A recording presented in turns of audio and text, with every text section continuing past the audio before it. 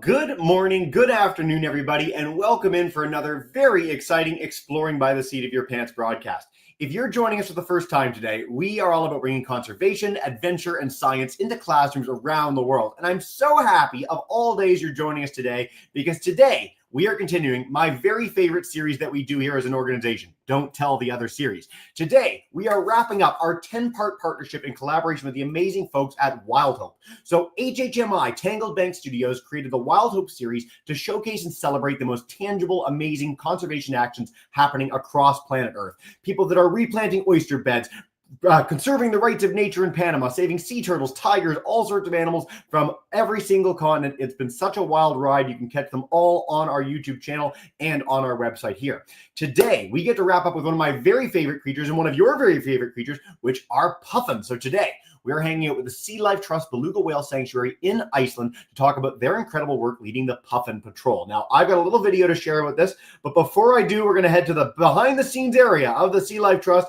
to say a quick hello to our amazing education team there. Hello, folks. So nice to see you. Hey, it's great to see you guys too. My name is Emily, and I'm one of the senior care staff here at the Beluga Whale Sanctuary at Puffin Rescue Centre. And today I'm in our permanent resident puffin habitat. As you can see, we have a few puffins that are swimming over here in the water. Each of our residents are with us because they have a permanent injury. And most of those are eye injuries, which affects their eyesight. Now, every year, we run this Puffin Rescue program where a bunch of kids in the local community go out every single night searching for baby puffins. And now puffins, they are born in a burrow, and they are cared for by mom and dad for about 4 to 5 weeks. And then after that, they jump from the burrow and they go out to sea. So what ends up happening a lot of times is because they typically follow the moon and stars, they see the town lights in the right and they fly into town. Now for a lot of these baby puffins or puffins, and they are having their very first flight ever. So they've never flown before, they fly into town, they land in the street, and they are a bit confused. Why are they not in the ocean? And most of the time, they do not get back up and fly again because they're tired and a little confused and hungry. So every night throughout the month of September, all the weekends in town, they gather up in boxes and projects and they search for lost puffins. And when they find the puffin, they will bring it to us and weigh it. If it's healthy and a good weight, we take it out to sea and they literally grow up with it. If it is unhealthy or really injured, we will provide care and rehabilitation for it. And that's something that our birds that you see here today. Now this year we have a really great rescue program and providing care for over 270 birds, which is a big capacity. And we ended up having to keep 5 residents due to eye injuries. They're going to have a really long and happy life with us. The rest of the birds are able to be rehabilitated. Super, super cool. Now, I'm going to play a little bit of a clip so the kids can see what this looks like firsthand. And when we come back to you, if you could come just a little closer to the camera, we'll make sure we get a little bit better audio as well. But let me cue up this clip, and then we'll learn more about our bird friends, some of the injuries, how you guys are caring for them, and so, so much more. Thank you so much for our cool beginning intro. Here we go.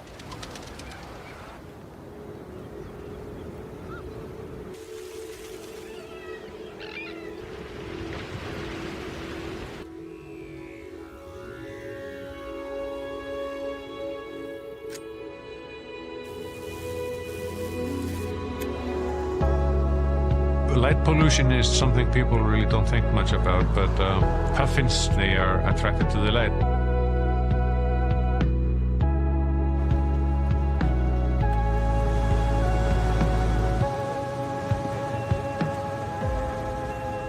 Because the town of Vestmannaeyjar is so isolated, it can be the only light that the pufflings will see aside from the moon.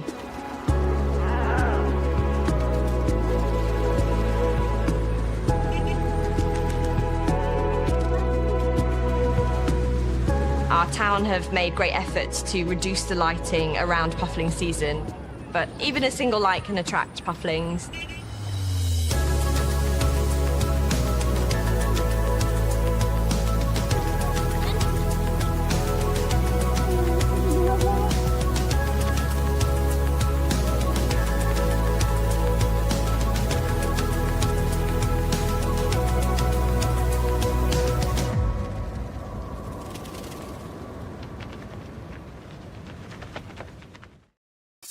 so cool. How neat is that? So when we get the puffins, what does the process of actually like weighing them, measuring them, making sure they're okay look like from your side?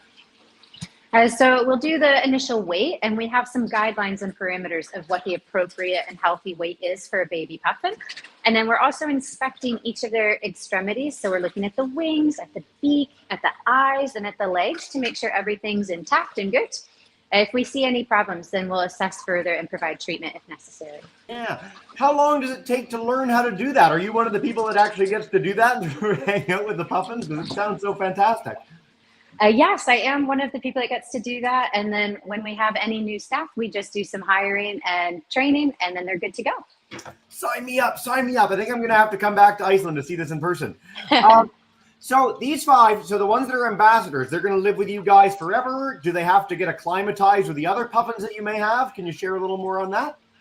Yes, they do have to get acclimatized. So we'll do some initial introductions with small groups at a time. And as they get acclimatized, then they'll be introduced to the full colony. Sweet. And how big is your colony? Currently, we have 7 birds in this area, and then we have the 5 new recruits. Very, very neat. So in the video, we saw that lights attracting them from afar. We're trying to protect them. Is there any other place in the world that has a Puffin Patrol like yours? Is this a shareable idea for planet Earth? Thankfully, there's actually not very many places that have this problem because most puffin colonies are in a bit more remote areas because they're on cliff sides. This is one of the few areas where a cliffside is actually facing a town. So this is a bit of a unique problem, but that's why it's so special that the Vestmannaeyjar community has banded together to help solve the problem. Yeah, I was going to say for our audience that may have never been to Newfoundland, where I live, we've got one of the biggest puffin colonies in the world, but they're on an island out in the middle of the ocean. So you take a 30-minute boat ride to get there. No city lights, no issues, no problem at all. Very, very cool. I'm so curious how many puffins you've handled all time. Like, is there a total record of puffin number that you have? Every season up until this year, we've gone between around 60 to 100 puffins in a year. So that would be around 500 puffins that we've helped rehabilitate over our entire operating period. But this year was a really special year because our numbers tripled due to a big renovation in our hospital. So we were able to handle more capacity. So we're at about 800 birds that we've treated. And this year alone, we had 1,000 birds that were brought in, but thankfully most were healthy. That's so, I mean, it's unfortunate that many are in trouble that people need to pick them up, but it's so cool that you have the facilities to care for them. So when did this happen? How did this happen? Like, that's so, how neat for you guys as an animal hospital basically getting to help with that. What's the deal? Yeah. There used to be an aquarium here that was run by the local town. And when we brought the belugas over from Shanghai, China to provide them that natural sea sanctuary, our agreement with the town was that we would help in that puffin rescue effort. So that's how the animal hospital here was born. When you say help with it, are you helping coordinate? I mean, I guess at this point, the community is pretty well acquainted with the idea of going and rescuing them. But is there do you bring people in for a big speech? Do you provide them the materials? Share for people that have never heard of this before, what happens? So the town is super well equipped to go out and help catch the birds. And they're the ones that bring us all the birds. And then we provide the medical care if it's necessary. We do provide gloves, and if you ever have questions, you're welcome to come and ask us, and you'll have an animal care expert there talking you through everything as well. How neat is that? How long have you been doing this? This is a question from one of our students. Is there have you always been at this place? Were you somewhere else before? Share us a little bit of your personal story. For my personal story, I'm from the United States, and I've been living in Iceland for 4 years, working here with the Beluga Whale Sanctuary. And before that, I was working with the Navy Marine Mammal Program. So I'm Canadian, and I went to Iceland for my honeymoon, and it's the only place I've ever been that I would consider moving in a heartbeat. So I feel you. It seems like a pretty special place in the world. It's really special. And then a follow-up on this from our students. If there was someone who wanted to be you, what would you recommend that they do in school? If someone wants to help with injured wildlife, wants to help showcase that to the public, is there an educational journey that you can share or that you'd recommend for kids that are keen? Yes, it depends on which branch you want to go into. If you're interested in rehabilitation and helping rescue animals, I'd recommend some sort of animal biology to study at university, as well as to do some volunteering work if you have the ability to with maybe a local shelter or local animal hospital. If you're interested in animal training, I'd actually recommend you study psychology because it focuses on behavior, and that can be really helpful in building your career. You are the only person who has ever said that in the history of exploring by the seat of your pants. So I'm going to harp on this for a quick second. We've got some more questions, but like, explain a little more about psychology, because literally everyone's always talked about biology, you know, focus on the animals, focus on wildlife, focus on conservation maybe. And that approach of thinking about the mind of something is really unique. So I'm curious your take.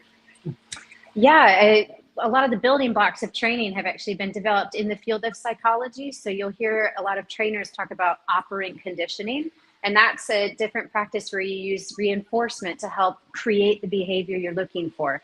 So anytime that you can give your dog a treat because he's done a behavior correctly, that's that idea that is based in psychology. Oh, I love it. Sorry. It's been so long since I've done my psychology sort of minor when I was in university. It's nice to hear some of the concepts brought back up. I guess inherent in all this, because you're clearly incredibly passionate about all of it, we've got the question that is our classic, which is, do you have a favorite part of your job? Is there something that gets you up in the morning to do this? It all sounds pretty great, but anything in particular?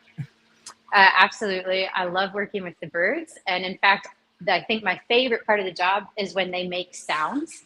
Puffins, they kind of sound like a bit of a cow and make this like mooing, cawing sound. So I'd say that's probably my favorite thing. It sounds very goofy. You are full of unique references in our history as an organization. So thank you for this broadcast.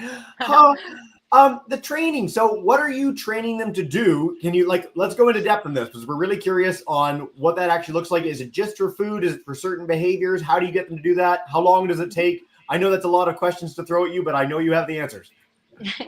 So with the resident puffins, because they're going to be living under human care for their whole life, we want them to be super comfortable with us and comfortable doing medical procedures, because then it means they're not stressed.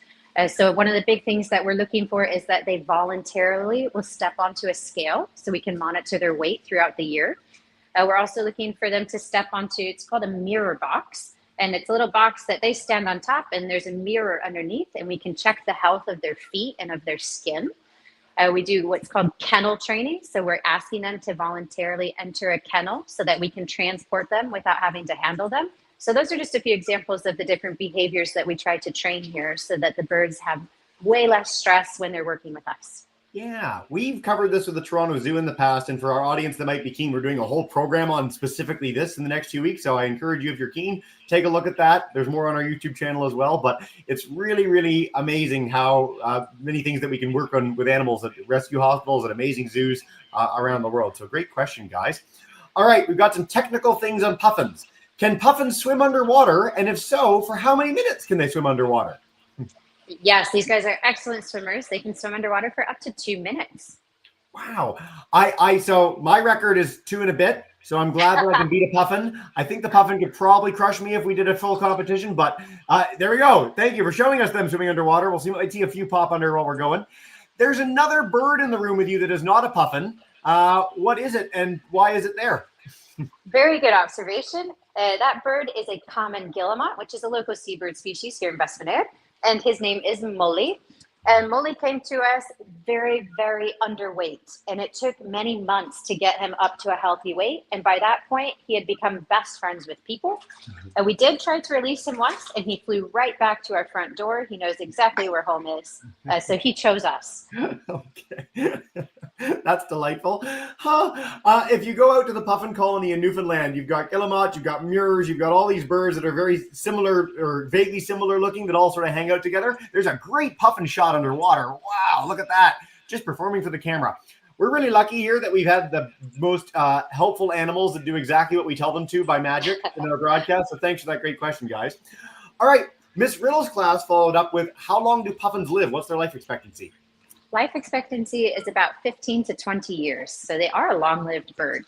That's a really long-lived bird. For contrast, when you have a mammal that's about that size, your expectation would be like 2 to 4 years. So birds tend to live a little bit longer than their counterparts, and that's really neat. We've never had that question for puffins before. All right. Do puffins have poor eyesight? Maybe is that explaining why they're coming into town? Can you share more, or they're good vision? They actually have really good vision. It's mainly just a confusion factor because they're trying to follow that light of the stars and the moon, and then they see the city lights. So that's usually the bigger problem at hand. But they do typically have very good eyesight. I love this follow-up question. Do they migrate, and if so, where? And I've got a fun story from one of our past broadcasts with us, but tell us a little more as the expert.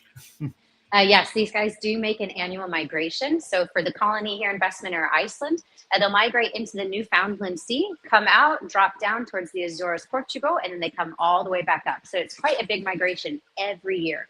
Yeah, what a cool little journey across the Atlantic. One of our past Puffin programs, they had put trackers on 500 Puffins, and all of them except for one did the same journey. And one of them just flew to the Amalfi Coast and stayed there. And we were like, that Puffin's got the right idea. I don't know what he's going to do. Very sounding and nice. Huh. Ms. Riddle's class has a follow-up about the people in the town. So you said that they're prepared to help the Pufflings.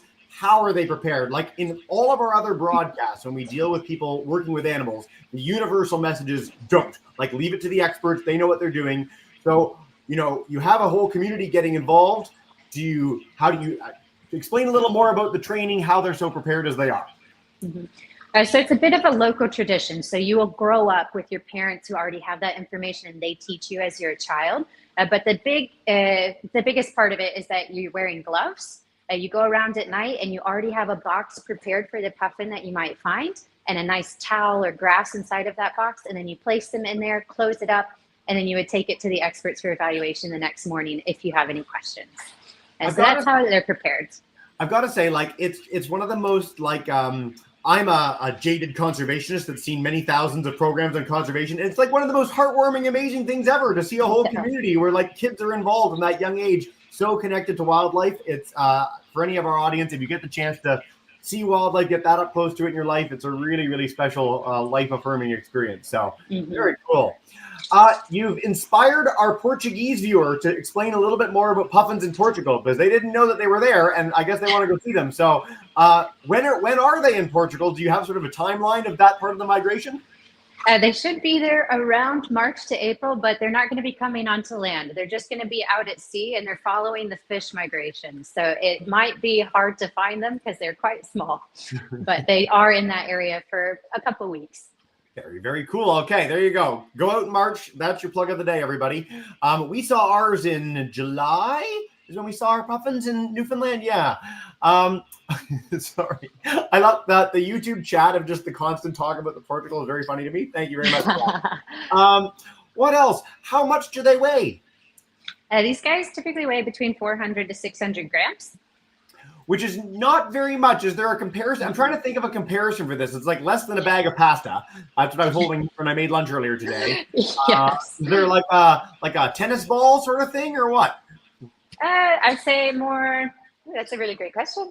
Maybe like a baseball. Yeah. Okay. We did a program on the physics of baseball like a month ago. So there you go, kids. Puffin, baseball, very similar. Both a little bit of white. Sweet. How do you tell the males and females apart? Certainly in the background of this shot, they all look very similar. I don't know if they're all of us the same gender or what the deal is, but tell us more. Great question. These guys actually don't have any dimorphism, so you can't tell them apart. And now between each other, they're able to tell male and female because of the pheromones and different behaviors that they might see. But to the human eye, you wouldn't be able to distinguish male and female. I love that question. Thank you so, so much, guys. And so on the note of them making calls like a cow, which is an unexpected part of the broadcast, how do they find their mates or families when they're on a big cliff? If you got like 100,000 puffins, is it visual? Is it by sound? So penguins, we know, talk to each other and they can hear each other's voices, so to speak. Is it the same with puffins? There's a couple of factors that go into it. So I'm going to get a bit nerdy with you. Yeah.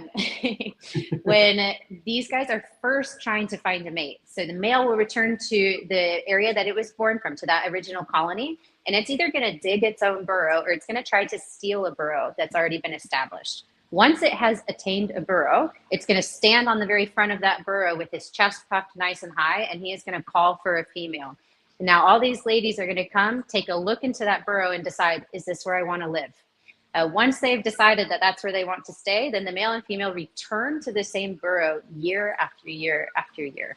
So that's one of the theories of how they find each other. One of the other theories is that their eyesight, as you guys asked about a bit earlier, has a feature called tetrachromatic vision. And that's where they can actually see almost in fluorescence. So they can see an expanded UV spectrum compared to humans. And on their beaks in the summertime, you're going to notice that they have a little white strip on the beak. And that actually kind of glows in the dark if we're trying to kind of envision it. And each of those beaks is like its own fingerprint. So they can see each beak and they're able to kind of see which bird is which. Thank you so much, and for using the nerdy term. So we talk about vision quite a bit in our animal broadcasts, and humans are like one of the best in the world. Like we really do have extraordinary vision in a lot of ways, but there are certain reptiles, fish, and birds that have this like a magical ability, insects too for that matter, to see things in different wavelengths than we can. For some of our students, this is stuff you're going to learn in like 5-6 years, but it's like black magic. Like it's so cool to literally see the world in a totally different way. So thank you so much for that. Follow up on the nest thing. Do they have a courtship dance or rituals? One of our questions. Is there any sort of thing that they do to say, hello, it's me again? Yeah, so you'll kind of see that they'll kind of lower the heads a little bit and they'll do this kind of back and forth looking at each other. And eventually when they start flirting, they're going to knock their bills against one another. And it's called billing. I think we missed you doing that whole demonstration. Could you repeat it now? Albatross do this. We're going down the rabbit hole here.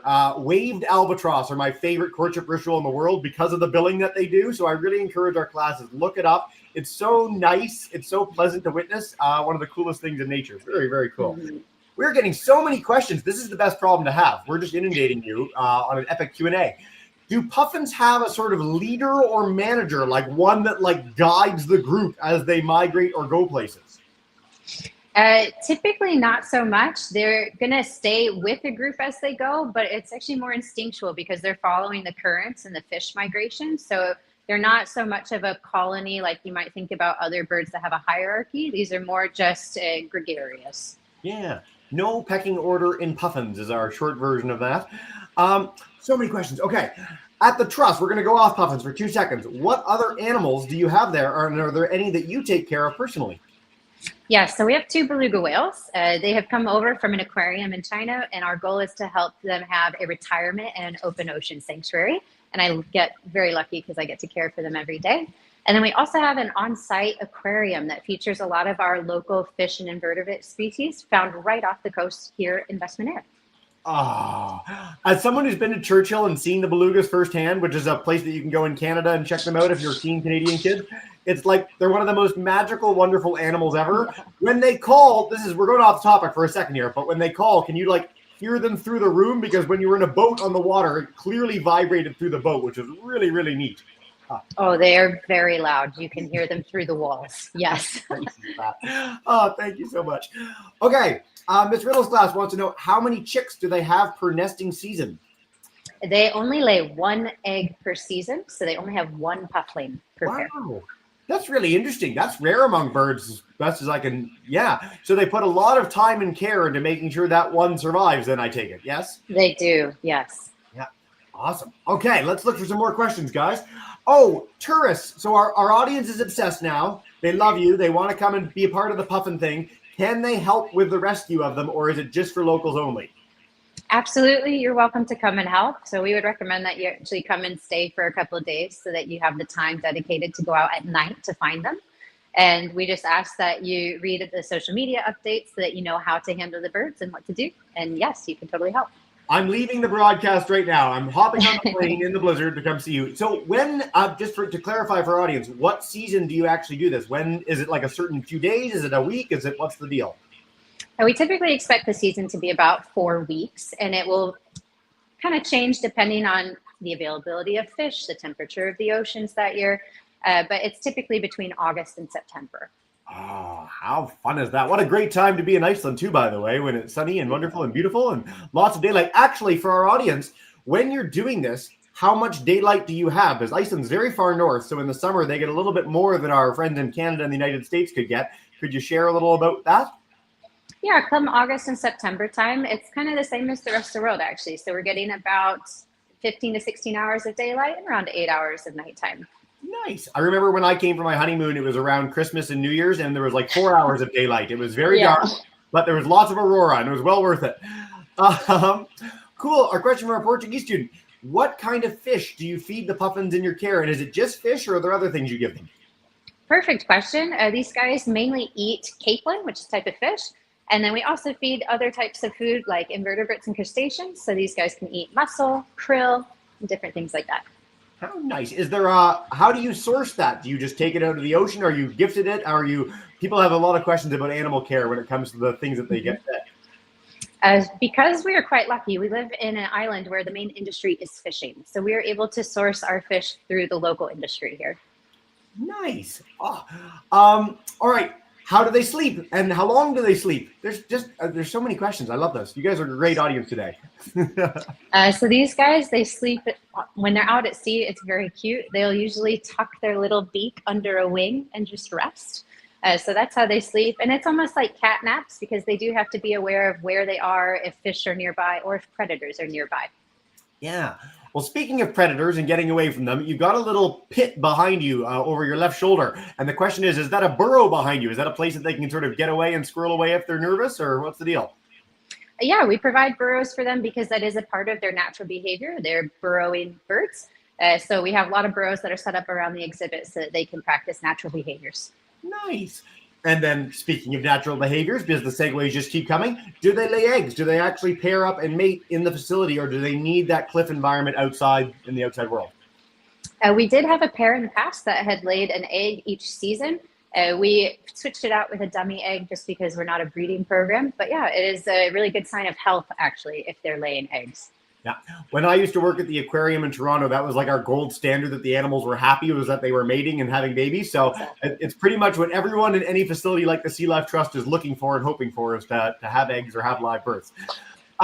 You mentioned that the one bird has a name. Do all the birds have a name? And who's your favorite? No pressure.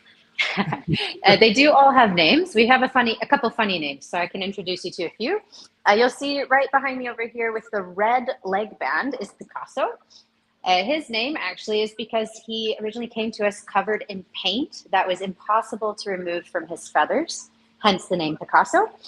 But he was able, after a full year of molt, was able to drop those feathers and get nice, clean new ones. On top of the burrow, you're going to see a bird with a white leg band. His name is Veggur, which in Icelandic means wall. And he has an eye injury because he flew into a wall. You'll see on top of the burrow next to Veggur is Glukka. And Glukka in Icelandic means window. So based on Veggur's story, you might guess Glukka sustained his injury by flying into a window. And then over in the water, we have one very special bird. He's swimming quite a bit right now. He has a blue leg band. His name is Ósk.